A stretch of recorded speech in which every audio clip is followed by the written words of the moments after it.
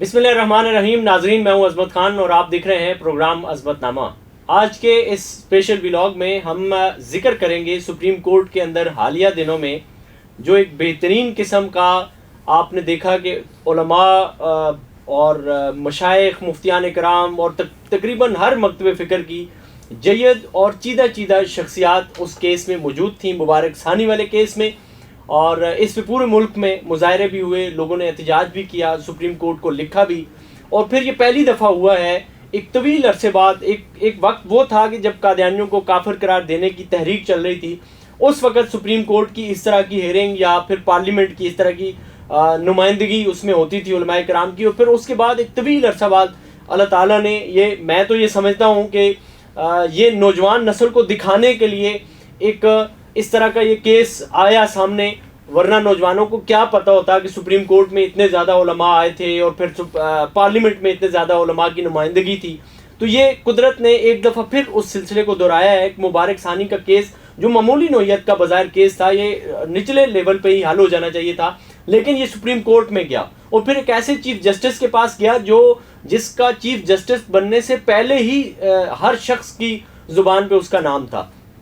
تو یہ کیس جو تھا، اس کی ڈیٹیل میں ایک ایسی شخصیت کے سامنے سے مطلب ذکر کرنا چاہتا ہوں کہ وہ خود اس میں موجود تھے اور 3 جہتوں سے وہ نمائندگی کر رہے تھے. اپنی جماعت سے بھی کر رہے تھے، پھر دیگر حضرات کی طرف سے بھی وہ نمائندگی کر رہے تھے. اس کے ساتھ ساتھ ہمارے ساتھ سینئر اینکر پرسن بھی ہیں، جرنلسٹ ہیں، بہت اچھے رائٹر ہیں، شیخ نوید صاحب. وہ اس پہ اپنی ایک تائرانہ نگاہ رکھتے ہیں، وہ اس کیس کے حوالے سے بھی اپنی گفتگو کریں گے. اور سب سے پہلے ہم جاتے ہیں اپنے محترم دفاع ختم نبوت کونسل کے چیئرمین ہیں. متعدد ان کی اس طرح کی کاوشیں ہیں کہ یہ قادیانیوں کے حوالے سے انہوں نے کیسز کو منطقی انجام تک پہنچایا ہے. جناب محترم ضیاء اللہ سیالوی صاحب، آپ کا بہت شکریہ. سیالوی صاحب، ہمارے ناظرین کو تھوڑا سا بتائیے گا، اس دن یہ جو سپریم کورٹ میں آپ موجود تھے، تھوڑا سا اپنے احوال جو ہیں وہاں کے وہ ہمارے ناظرین کو بتائیں، پھر بقیہ سوالات اس کے بعد رکھتے ہیں. بسم اللہ الرحمن الرحیم. فإن أبي ووالدتي وعرضي لعرض محمد بنكم وقاء.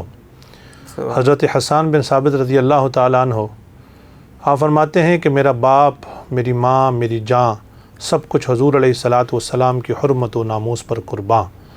اس دن سپریم کورٹ میں پوری امت مسلمہ کو یہی کہتے ہوئے سنا گیا. سپریم کورٹ کے کمرہ نمبر 1 میں جس میں چیف جسٹس آف پاکستان اور ان کے ساتھ 2 اور جج صاحبان تھے، میں سمجھتا ہوں کہ اس وقت نہ کوئی دیوبندی تھا، نہ کوئی بریلوی، نہ کوئی اہل حدیث. ایک طرف حضور علیہ الصلاۃ والسلام کے غلام تھے اور دوسری طرف عالم کفر کے نمائندے یا قادیانی تھے. تو الحمدللہ ایک رات پہلے جامعہ رضویہ ضیاء العلوم میں ایک بہت بڑی کانفرنس ہوئی. میں خراج تحسین پیش کرنا چاہتا ہوں مسلم امت فخر السادات حضرت قبلہ سید حسین الدین شاہ صاحب دامت برکاتہم العالیہ کو، کہ جن کی عمر 96 سال ہے، مگر انہوں نے فقید المثال ایک کانفرنس کا انعقاد کیا، ختم نبوت کانفرنس کا، جس میں بلا مبالغہ سینکڑوں کی تعداد میں علماء و مشائخ موجود تھے، جس میں گولڈا شریف کی نمائندگی وہاں کے سجادہ نشین کر رہے تھے اور کثیر تعداد میں مشائخ موجود تھے. اور الحمدللہ پھر اگلے دن کمرہ عدالت کے اندر ایک عجیب منظر تھا. شاید 1974 کے بعد، یہ گولڈن جبلی کا سال ہے جب قادیانی کو کافر قرار دیا گیا، 50 سال کے بعد شاید یہ منظر پھر لوگوں کے سامنے آیا کہ جہاں پر تمام امت مسلمہ ایک تھی اور قادیانیت کے خلاف یک زبان تھی. زبردست. اچھا شیخ نوید صاحب، یہ بتائیں کہ یہ جو سپریم کورٹ میں ہیئرنگ ہوئی ہے، آپ کیا سمجھتے ہیں کہ جیسے مولانا نے بڑا زبردست جملہ فرمایا کہ گولڈن جوبلی ہے، اور اس پہ کیسا ایک لگتا نہیں ہے کہ پری پلان ہوگا. یہ قدرت نے ایک ایسا سلسلہ بنا دیا تھا کہ ہمارے نوجوانوں کو کہ گولڈن جوبلی پہ ایک اچھا پیغام ان کو چلا گیا کہ علماء یہ واحد ایک ایسا کاز ہے ختم نبوت کا، پہ اس پہ متفق بھی ہو گئے، اکٹھے بھی ہو جاتے ہیں جیسا کہ ہو گئے، اور بلکہ پوری قوم اس پہ اکٹھی ہو جاتی ہے. لیکن کچھ لوگ ہم دیکھتے ہیں کہ وہ ایک اپنی ڈگڈگی بجاتے ہیں، ان کا ایک اپنا ہی نظریہ اور اپنی سوچ ہوتی ہے. تو خصوصاً عمار خان ناصر کے حوالے سے اگر آپ تھوڑا سا ہمارے ناظرین کو بتائیں کہ کیا معاملہ کیا تھا، اس نے آ کر کے کیا کہا روسٹرم پہ، یا اس کو کہنے دیا گیا یا نہیں کہا، پھر اس کے بعد اس نے فیس بک پہ لکھا، تو تھوڑا سا ہمارے ناظرین کے ساتھ. بسم اللہ الرحمن الرحیم. عظمت بھائی، بات یہ ہے کہ جیسے کہ میرے محترم ضیاء اللہ سیالوی صاحب نے تفصیل سے آپ کو بتایا کہ وہاں ایک عجیب ہی منظر تھا سپریم کورٹ کے اندر. علماء کرام پورے یہ سمجھے کہ پورے جو پاکستان کے مسلمان ہیں وہ ایک کاس کے لیے ایک طرف جمع ہو گئے تھے، ٹھیک ہے، تاکہ وہ نبی کریم صلی اللہ علیہ وسلم کے ختم نبوت کے مطابق جو عقیدہ ہے اور جو اس پر ڈاکہ مارنے والے ہیں وہ ان کے خلاف تھے. تو وہاں ایک ہی تھے، ایک مسلمان تھے اور دوسرا جو ہے دوسری طرف قادیانی تھے جو منکرین ختم نبوت ہے. اب سین یہ ہوا جو میرے خیال سے یہ نہیں ہونا چاہیے تھا کہ ایک مشہور، آپ کو پتہ ہے دیوبندی گھرانہ ہے، مولانا سرفراز خان صفدر رحمہ اللہ، امام اہل سنت، بہت بڑے عالم ہیں، دیوبندی اکابرین میں سے ہیں. ان کے فرزند مولانا زاہد الراشدی، ان کے بیٹے ہیں عمار خان ناصر صاحب. بیسیکلی یہ ایک پروفیسر ہیں، یونیورسٹی میں پڑھاتے بھی ہیں، اور مدرسہ ڈسکورس کے نام سے ایک این جی او جو امریکی فنڈنگ پر چلتی ہے، اس کے یہ پاکستان میں جو ہے وہ ڈین بھی ہیں، ڈین فیکلٹی بھی ہیں. اور اس کے علاوہ یہ جو ہے جناب جو جاوید احمد گامدی صاحب ہیں، ان کے یہاں پاکستان میں ایک طرح سے خلیفہ بھی ہیں، لکھنے میں بہت قابل ہیں. تو ہوا یہ کہ سپریم کورٹ کے اندر جو المورد کی طرف سے گامدی صاحب کی طرف سے، کیونکہ سپریم کورٹ نے ان سے بھی ان کا موقف مانگا تھا، تو کچھ تحریرات پیش کی گئی تھی، تو ان کی ایک تحریر ان کی بھی اس کے اندر شامل تھی، عمار خان ناصر کی. تو ابھی ان کو تنظیم کی طرف سے نہیں بھیجا گیا تھا کہ آپ تنظیم کو جا کے ریپریزنٹ کریں. یہ اپنی ذاتی حیثیت میں کچھ تعلقات کی بنا پر وہاں پر پہنچے اور انہوں نے وہاں اجازت چاہی کہ بھائی مجھے بھی موقع دیا جائے. حالانکہ ان کا موقف جو ہے وہ یہ سوشل میڈیا پر تحریرات کی شکل میں بالکل بتا چکے ہیں لوگوں کو، اور وہ وہی موقف ہے جو قادیانیوں کا ہے. یعنی بالکل قادیانیوں کی سپورٹ کے اندر انہوں نے ایک موقف اپنایا ہوا ہے کہ ان کو مکمل جو ہے قادیانیوں کو محرف قرآن کی آپ اجازت دیں، پڑھنے کی، چھاپنے کی، ان کو آپ تبلیغ کی اجازت دیں، ان کو عبادات کی. یعنی ان کا موقف بالکل وہی والا ہے جو قادیانی مانگ رہے ہیں. تو اس پر علماء کرام نے وہاں اعتراض کیا کہ بھئی ایک بندہ جسے نہ غامدی صاحب نے بھیجا ہے ریپریزنٹیشن کے لیے، ٹھیک ہے، تو آپ اسے ذاتی حیثیت میں کیوں سننا چاہتے ہیں؟ تو اس وقت انہیں نہیں سنا گیا. یہ ایک اچھا ہوا. لیکن یہاں میں محترم ضیاء اللہ صاحب بتا رہے تھے، تو یہاں ایک گیم بھی کی سپریم کورٹ کے اندر، ایک بڑی باریک گیم ہوئی ہے. وہ یہ کہ جب علماء کرام 10 جو ہے ان کو بلایا گیا تھا، تو ان کو 10واں نمبر تھا سننے کا. یعنی ایک باقاعدہ ان کو جی 10واں. اب یہ ایک تو یہ تھا کہ ان کو آخر میں کس کو سنا جاتا ہے؟ ہمیں بھی پتہ ہے کہ آخر میں اس کو سنا جاتا ہے جس کو ہم نے موقف کو زیادہ تقویت دینا ہو. یہ تو مذہبی جلسوں کی یا اس طرح کی تقریبات، کسی بھی تقریبات کی یہ والی اہم چیز ہوتی ہے کہ آخر میں مہمان خصوصی کو بلایا جاتا ہے. جی جی. اچھا، اب باریک کام وہاں کیا ہوا؟ وہ یہ ہوا کہ جب یہ آئے تو ظاہر بات ہے علماء کرام نے اعتراضات کیے کہ بھئی یہ تو ذاتی حیثیت میں آئے، آپ اسے کیوں سن رہے ہیں؟ تو اس وقت علماء کرام سے محترم چیف جسٹس صاحب نے کہا کہ اگر آپ کہتے ہیں تو اب انفرادی طور پر کسی کو بھی نہیں سنا جائے گا، آپ چاہتے ہیں. تو علماء کرام اس وقت اس چیز کو شاید انہوں نے کہا کہ ٹھیک ہے بھائی یہ بات ٹھیک ہے، جب موقف پیش کر دیا گیا تو انفرادی طور پر نہ سنیں. اچھا، جب ان کو نہیں سنا گیا تو پھر مختلف جو وکلاء تھے، مثلا شوکت عزیز صدیقی صاحب جو جماعت اسلامی کی طرف سے پٹیشن لے گئے تھے، ان کو بھی نہیں سنا گیا، اور کامران مرتضیٰ صاحب ان کو بھی نہیں سنا گیا. تو یہ ایک طرح سے ہم یہ سمجھتے ہیں کہ جو تاثر ملا ہے کہ شاید پری پلان تھا کہ وہ اسی لیے گئے کہ شاید انفرادی موقف بھی لوگوں کو پیش کرنے کا موقع نہ ملے. تو ایک طرح سے یہ بھی ہمیں لگتا ہے اس کے اندر. اچھا، دوسرا ضیاء اللہ سیالوی صاحب یہ بتائیں کہ جس وقت یہ گئے وہاں پہ، اور اب جیسا کہ مولانا اپنا شیخ صاحب نے یہ بات بتائی ہے، شیخ نوید صاحب نے، کہ یہ ذاتی حیثیت میں گئے، المورد کی طرف سے نہیں گئے، اور ان کا ایک اپنا ہر شخص کو پتہ ہے کہ عمار خان ناصر کا ایک اپنا موقف ہے. وہ اس کو شاید گجرانوالہ کا جو ان کا ادارہ ہے ان سے بھی ان کو اسی وجہ سے ان کے والد صاحب نے الگ کر دیا کہ آپ کا ادارے سے کوئی تعلق نہیں ہے. یعنی کہ ایک قسم کا ان کو اپنے سسٹم سے بالکل الگ کر دیا کہ آپ کے نظریات بالکل الگ ہیں اور نصرت العلوم کے نظریات الگ ہیں.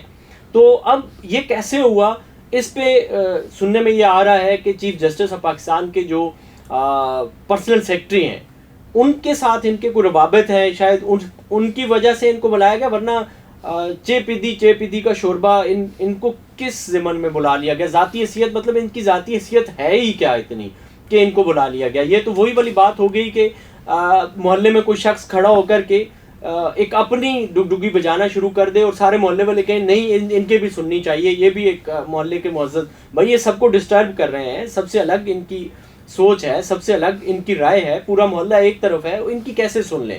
تو یہ کیسے ممکن ہوا؟ ضیاء اللہ سیالوی صاحب تھوڑا سا اگر اس پہ روشنی ڈالیں۔ اچھا، میں یہ بات عرض کرنا چاہ رہا ہوں کہ چیف جسٹس آف پاکستان نے جو اپنا پوائنٹ آف ویو پیش کیا تھا اپنے فیصلے کے اندر، اگر اس میں کوئی سہولت کاری ملتی تھی نا، اور اس میں کوئی سہولت کار ان کو مل رہا تھا، تو وہ عمار خان ناصر کی صورت میں مل رہا تھا یا غامدی کی صورت میں مل رہا تھا۔ اچھا، غامدی صاحب تو خود آئے نہیں، انہوں نے انکار کیا کہ ہم اپنے ادارے کی طرف سے نہیں آئیں گے، مگر انہوں نے بڑی چلاکی کے ساتھ وہاں پر پیش ہونے کی، ان کے نمائندہ بننے کی کوشش کی۔ اس ساری بات سے پہلے اگر آپ اجازت دیں تو میں مختصر آپ کو بتاتا ہوں کہ پورا احوال جو ہے وہ میں آپ کے سامنے عرض کرتا ہوں کہ ہوا کیا اور کس نے کیا بولا۔ سب سے پہلے چیف جسٹس آف پاکستان نے کہا کہ بھائی ہم سب سے پہلے اداروں کو سنتے ہیں، جن 10 اداروں کو ہم نے لکھا ہے، اس کے بعد اگر کسی کی ضرورت ہوگی تو ان کو ہم سنیں گے۔ تو کہا کہ بھئی مفتی منیب الرحمان صاحب نے جو پوائنٹ آف ویو لکھا تھا، جو اس کے اوپر 5 اداروں نے اپنا سائن کیا ہے، تو چلو اس کو سب سے پہلے پڑھ لیتے ہیں۔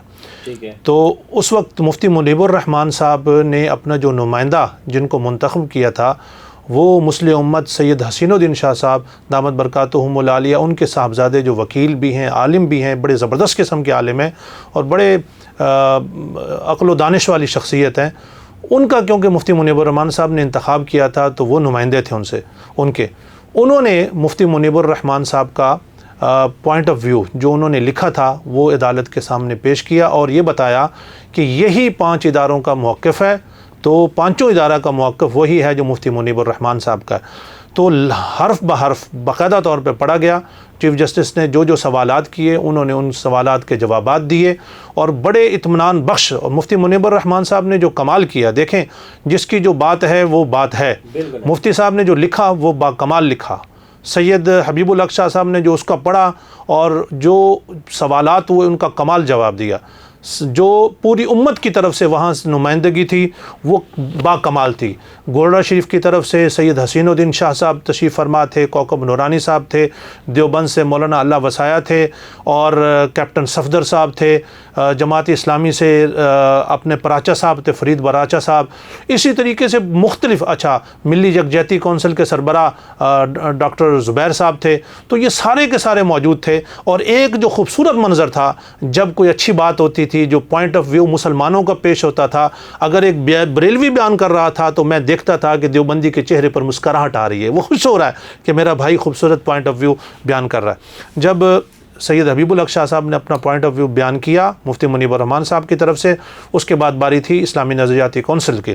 اسلامی نظریاتی کونسل کی طرف سے جو وہاں پر پیش ہوئے وہ ڈاکٹر عمیر محمود صدیقی۔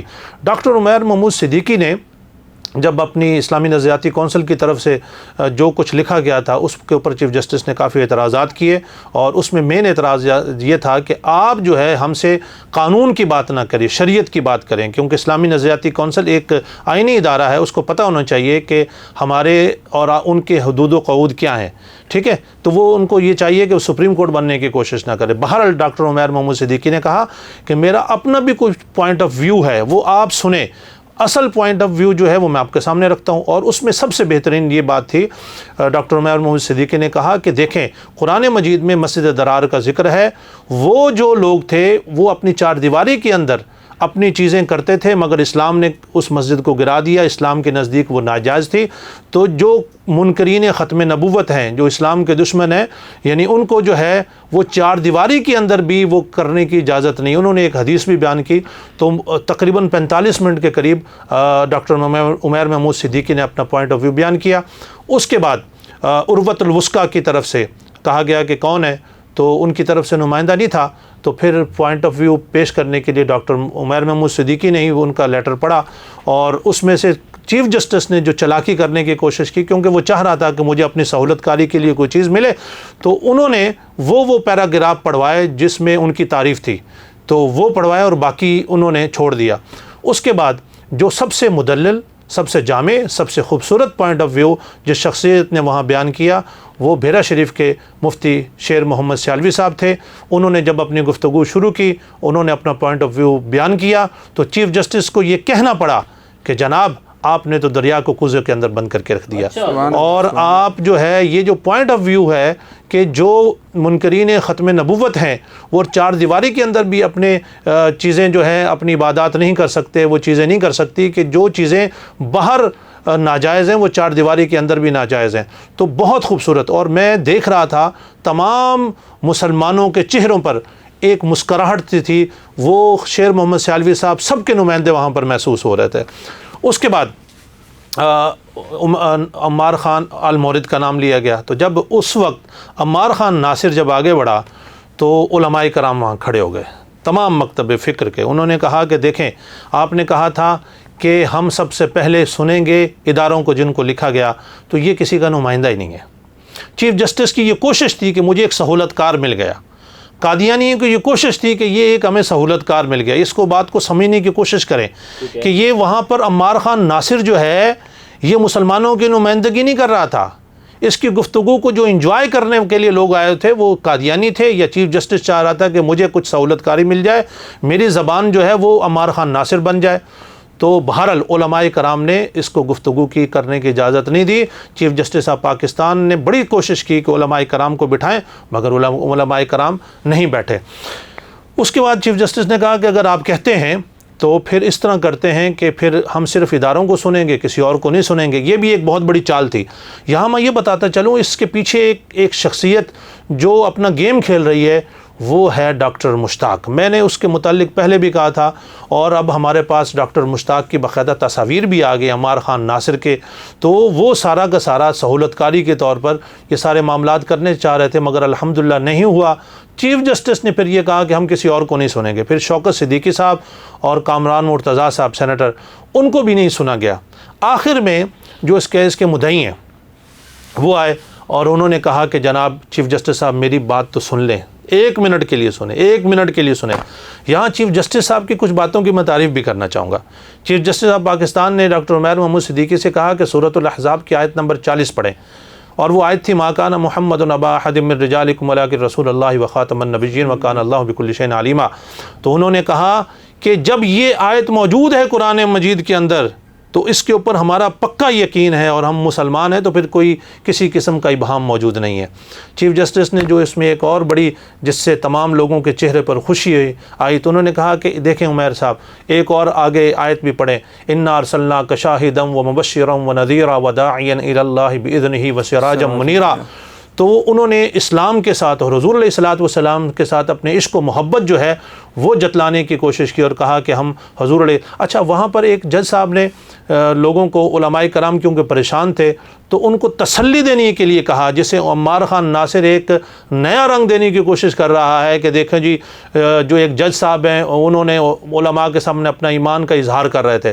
نہیں، انہوں نے کہا کہ یہ ختم نبوت کا معاملہ اتنا حساس ہے، ہم جج بعد میں، حضور علیہ الصلوۃ والسلام کی امتی پہلے۔ اچھا، اس میں جب یہ ہوا کہ قادیانیوں کی طرف سے ایک اعتراض اٹھا، جو اس کیس کے مدعی ہیں حسن معاویہ صاحب، ان کے اوپر اٹھا کہ یہ جو شخص ہے یہ دیکھو 400 کلومیٹر سے دور آیا ہے اور یہاں پر ہم پر قادیانیوں کے اوپر مقدمات کر رہا ہے، یہ ہیبیچول ہے۔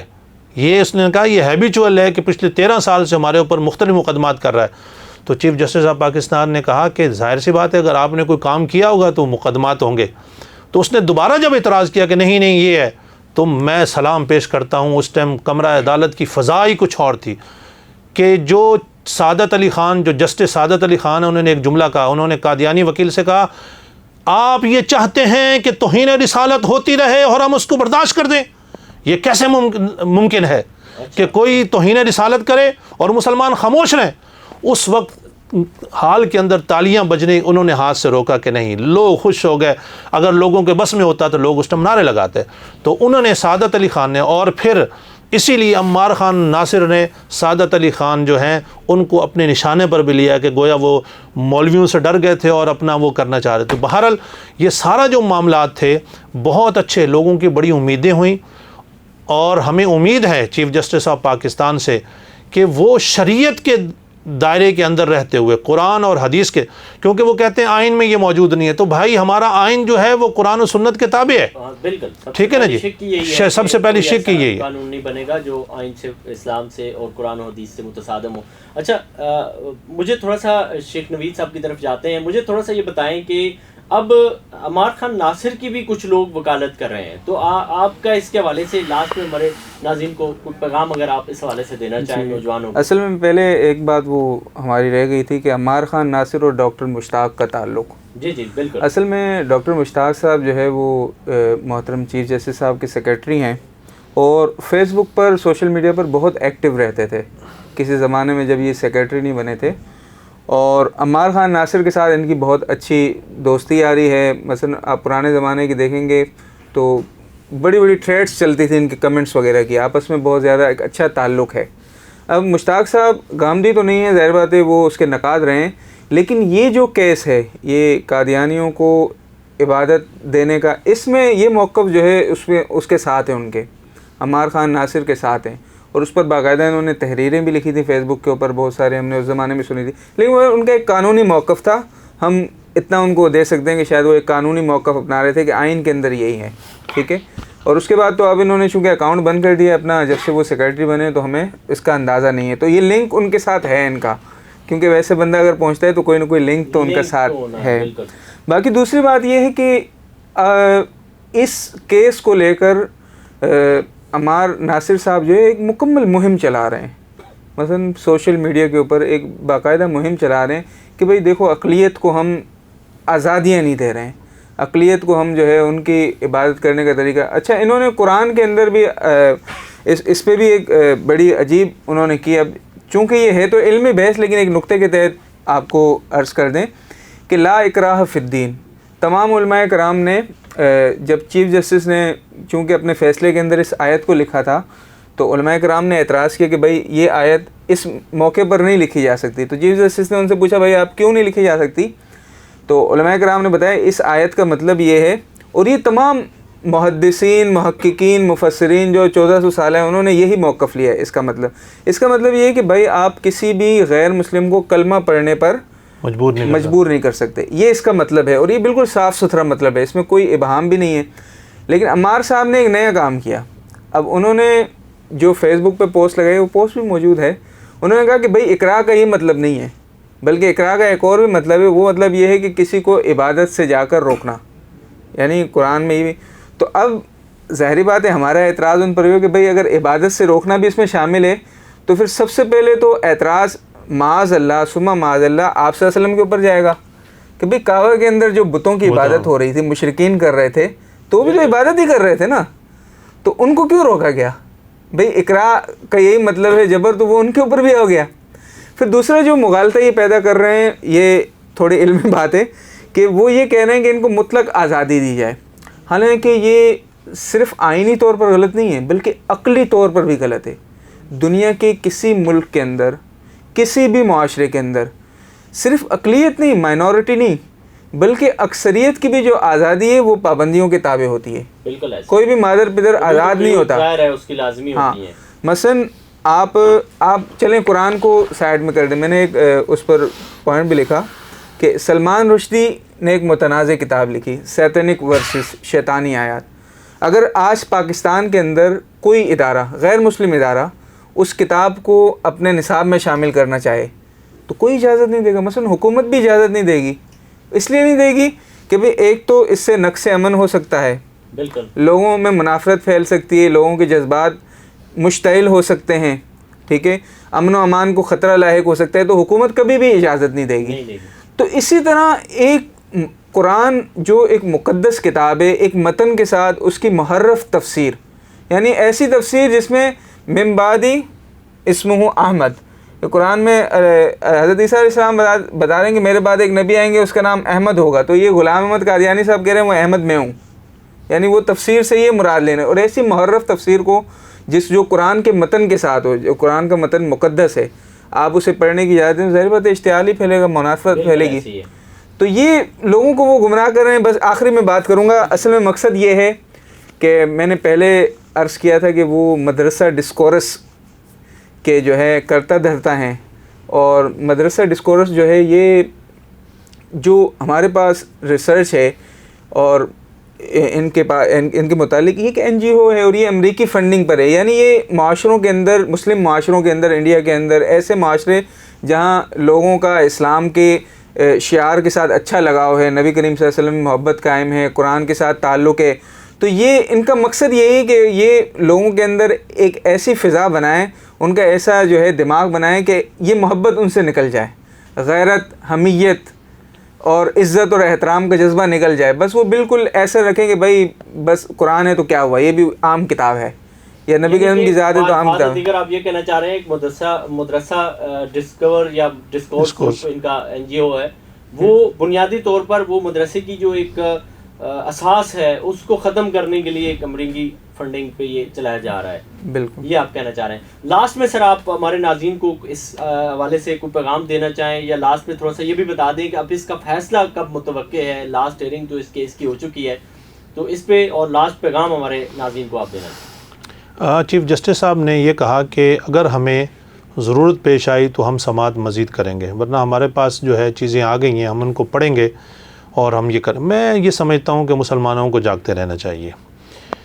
یہ لوگ جب چوکیدار سو جائے نا تو ڈاکے پڑتے ہیں, تو علماء کرام, مشائخ اعظام, ان کو جاگتے رہنا چاہیے. اور باہر کی دنیا یہ چاہتی ہے کہ مسلمان آپس میں لڑیں, مریں, فرقوں میں بٹیں تاکہ ہم اس سے فائدہ اٹھائیں.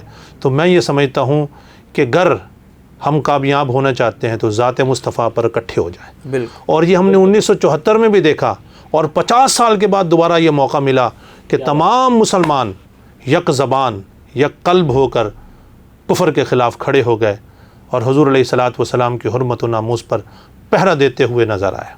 بے شک اللہ تعالی ہمیں حضور علیہ الصلاۃ والسلام کی حرمت و ناموس پر پہرا دینے کی توفیق عطا فرمائے. آمین آمین. آمین. بہت شکریہ آپ کا ضیاء اللہ سہلوی صاحب, اور شیخ نوید صاحب آپ کا بھی بہت شکریہ کہ آپ نے اپنا قیمتی وقت دیا اور ایک اہم اور حساس موضوع پر آپ نے خیالات کا اظہار کیا. ناظرین, اسی کے ساتھ اپنے میزبان عظمت خان کو دیجیے اجازت. اللہ نے کے بعد.